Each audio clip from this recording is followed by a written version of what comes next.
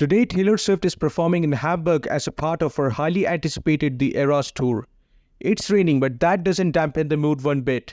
Taylor just declared this a rain show, and you know what that means: an unforgettable concert experience. Taylor said, "I think that a rain show only chooses a crowd that is completely worthy and ready to party all night with us in the rain."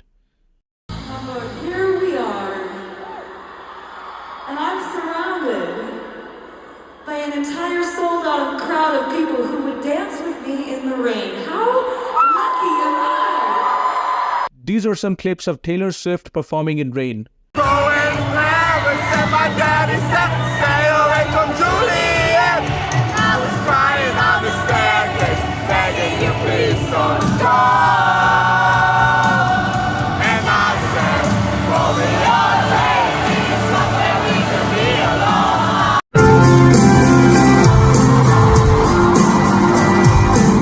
This rain show is definitely going down in Eras tour history. Fans are really excited. Here's what they shared.